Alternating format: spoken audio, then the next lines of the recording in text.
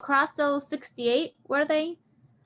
We had a total of 43 participants, which is kind of the norm. In March we had 37, so we actually have more people that participated in these workshops, and we had 7 newcomers.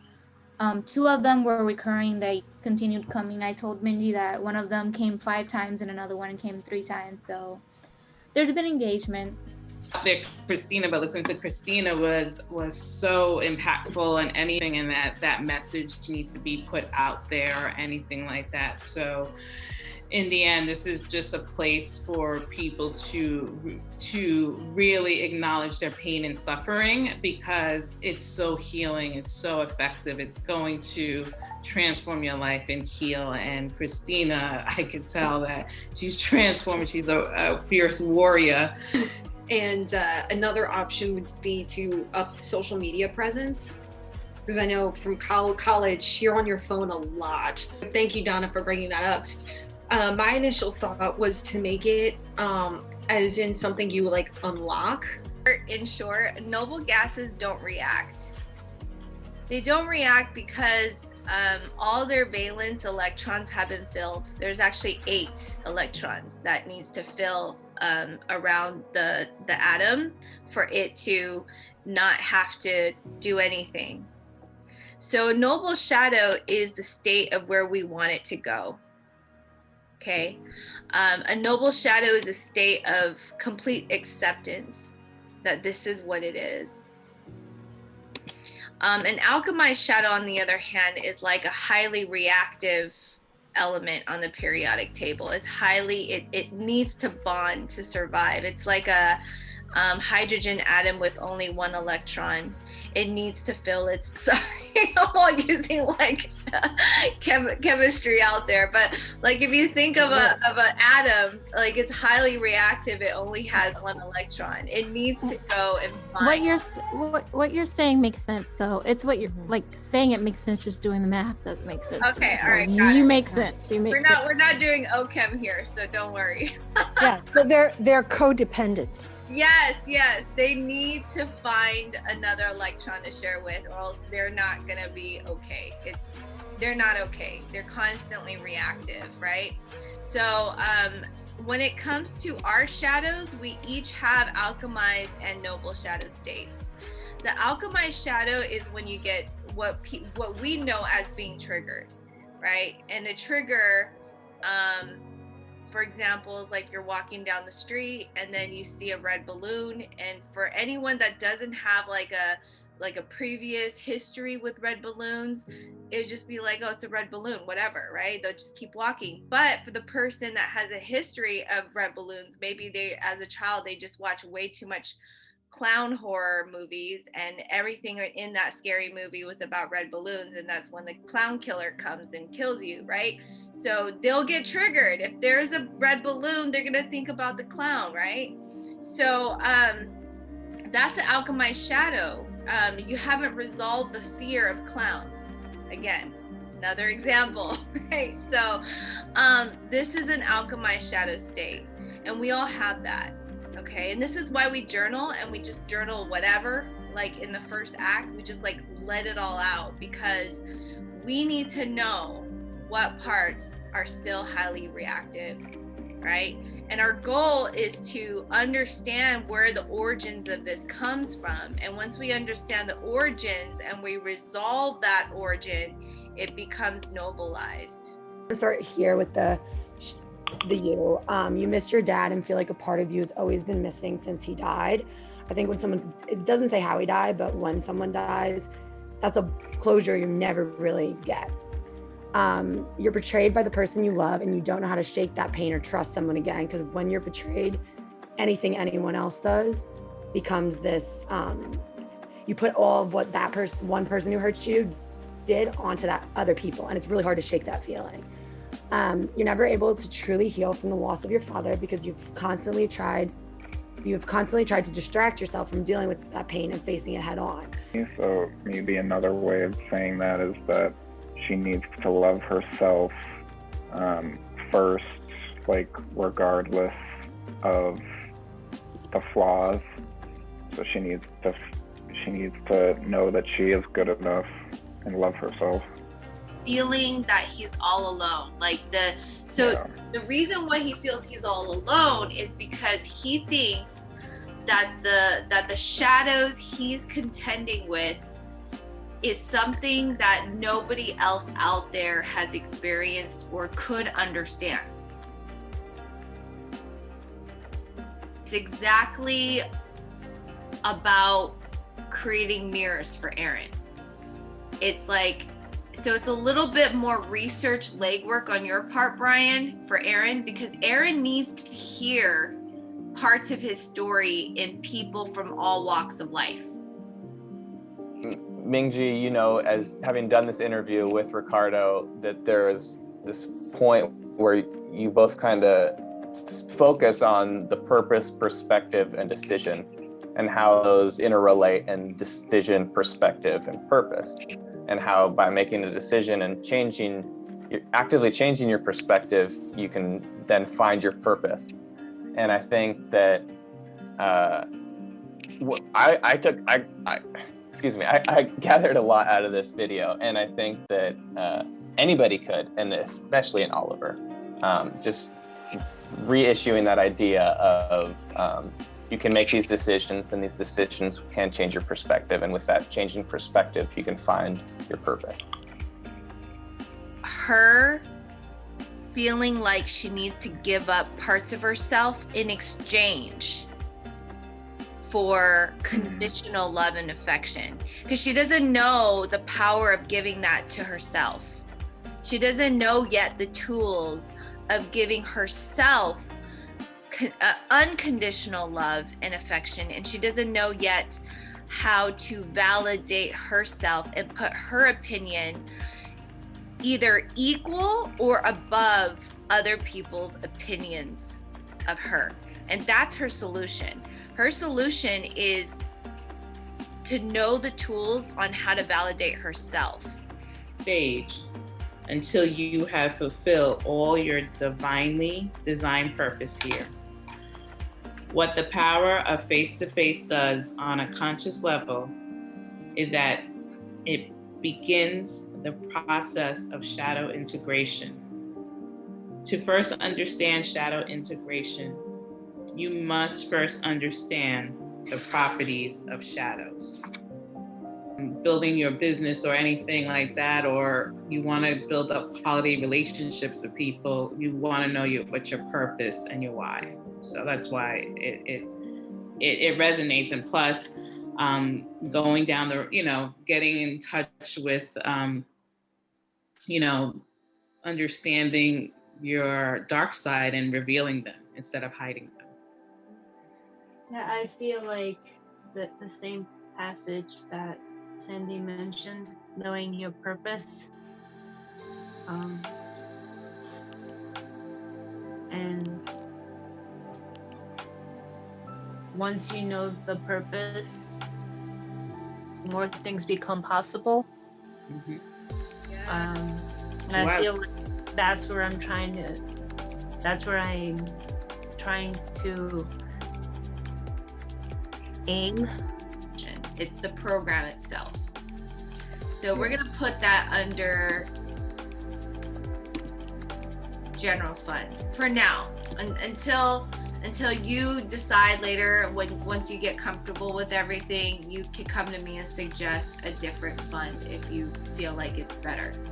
In kind wise, if we put in all our resources, time, energy, and calculated it based on market value, it would be about $500,000 per year, right?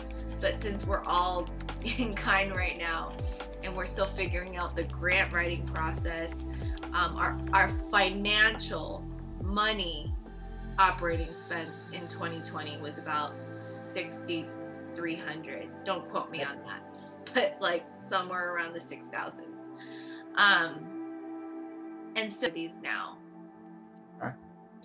So the first one is called the DIY Artist-Inspired Expressive Writing Service and Advocacy. As you noticed on the lovestory.org, it's advertisement free. We generate zero income from the content that we curate. That's because we want people to focus solely on their inner journey and journaling through expressive writing and mental health. We don't want to distract them or take advantage of them when they're in their pain. So we make sure that it's completely advertisement free.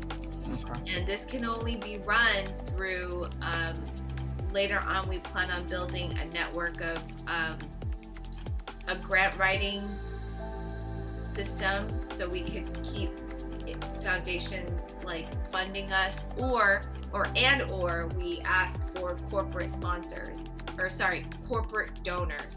Very different. Corporate donors, meaning they're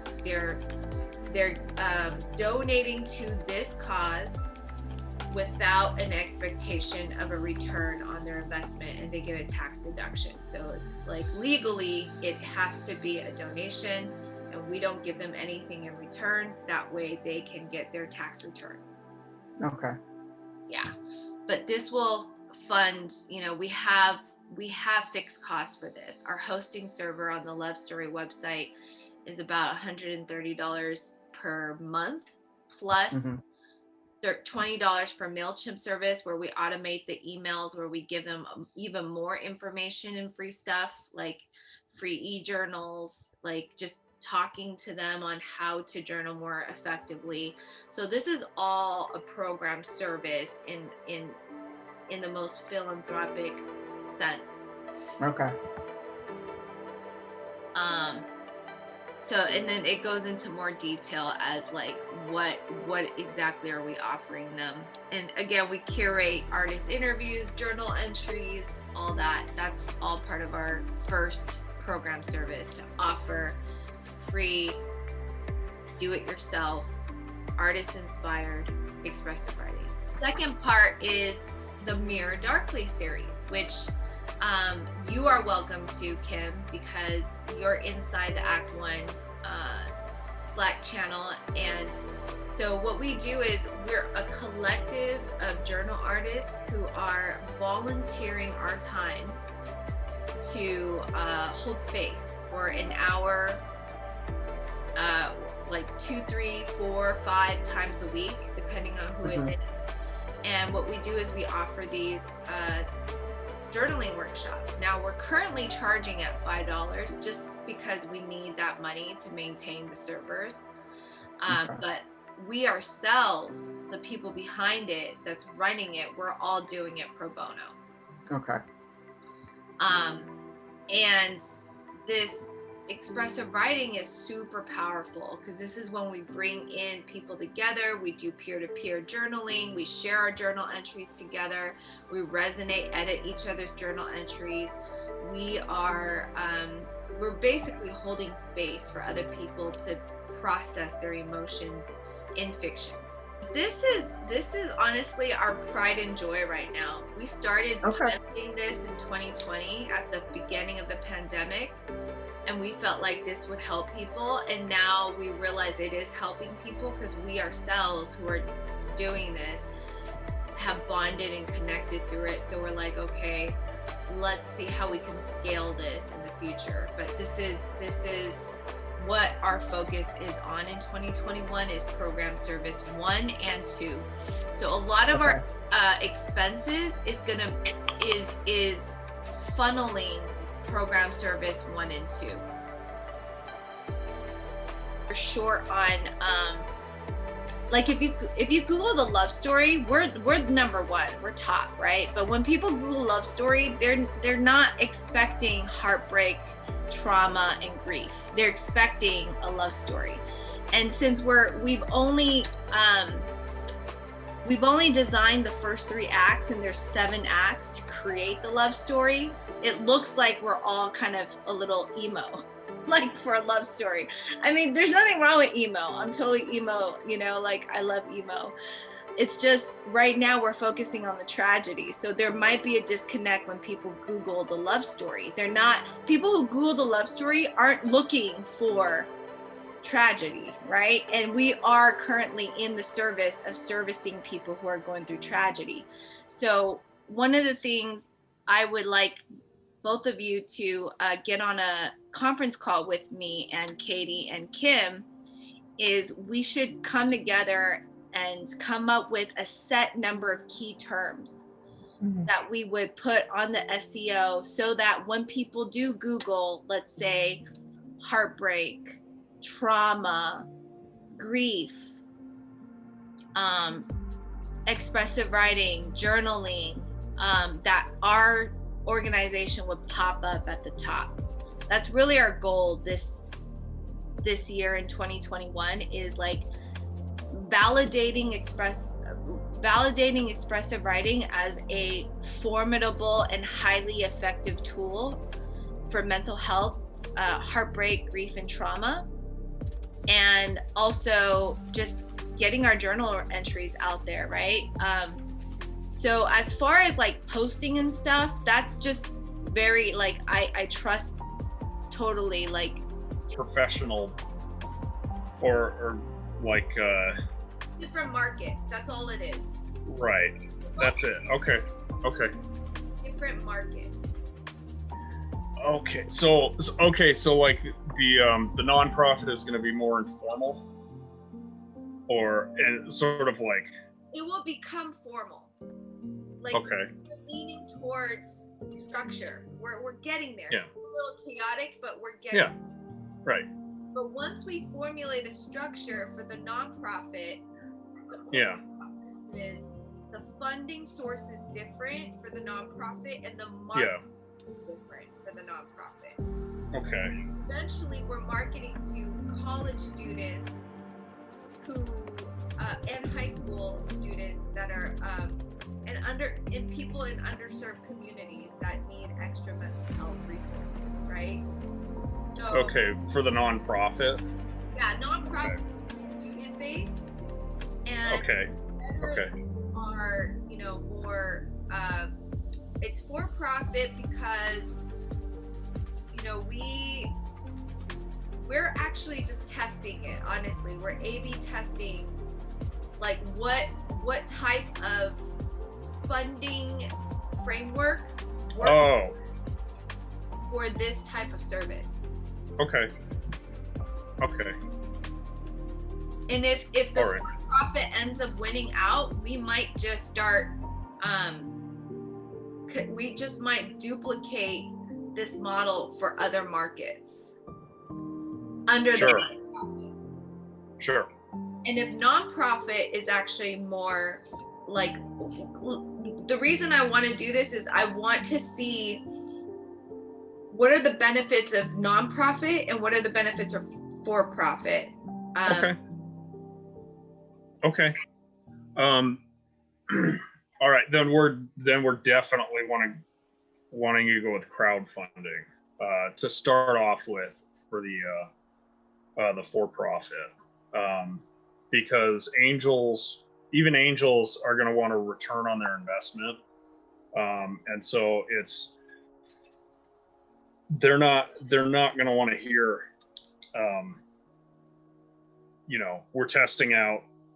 we're kind of testing the waters of these two models. Right. And we have a lot of resources, which is great. Like, kudos to all of us, right? We have over, Katie, what was it? How many journal entries do we have? Rough estimate, I would say, is about 750. We have over 750 journal entries submitted over the past 6 years. And more, counting, because Chelsea and Bri is going to be posting up even more journal entries coming up. Chelsea, I don't mean to put you on the spot, but do you know how many more we've yet to post? I think the last time we checked, there was 16 the last time you and I talked, but recently we're up to like 24, I believe. Okay, so we're backlogged 24 journal entries right now. So that's amazing. And we are doing very well in organizing and bringing awareness on how to do shadow work through these journal entries. So kudos to us on that. Secondly, we've already curated over, I believe the exact number, I think it's 103 videos of just artist testimonies on how they've chosen creative expression to work through the emotional turmoil and the angst and the suffering that comes along with heartbreak, grief, and trauma. And again, this gives a more personalized human, you could see them, right? Versus like read the journal entries, you could actually see another human being on the other side. And then again, we have created a program that helps people expressively write things to hold, to carry. So it's bearing the remnant is like the things that are still good, even though it might be far and few between, it's still there. Think of diamond in the rough. Think of needle in a haystack, right? Think of like the gold rush, right? You're going out there panning for gold. There's all these rocks everywhere, but once in a while you'll get a kernel here and there of gold, right? So that's bearing the remnant. And the reason why we bring this up is because it's important for you to take inventory of the remnants in your life that are still good. Despite all the suffering, despite all the sins, despite all the shadows, there are still things remaining in your present perfect reality that are good. So what I'd like you to do now is I'm going to send you this link that I'm going to post on the Zoom chat, so you will have it to download. And I want you to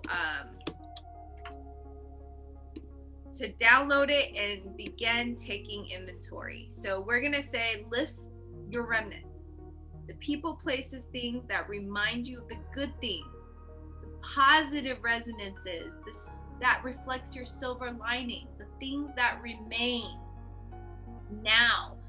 See, remnant is remaining in the present moment, right now. What is happening right now that is good? What has remained? So do you mind if I get a little personal for you, Sandy? Okay. So what I'm hearing is that the legacy of your father is all the books and all his dreams, right? Of wealth building, of, growing, like all that, like the mindset, right? So that's a remnant right now. Not later, not before, like right now, right? So what I want you to do is list out the people, places, and things that remind you of the good things. So for you, Sandy, it might be the books. Okay? Just to give you an example. Tamara, do you mind if I get a little personal? No, go ahead. Okay. So your ability so right now you are growing a business called the Colored Pen. So the Colored Pen has double meaning, right? It's about Black empowerment, and it's also about like a colorful life in the pen. Right. So your remnant in the pen represents who you are right now. Okay. So do you see that? So like the little things that that outsiders might think is irrelevant, for you it's a remnant of something good.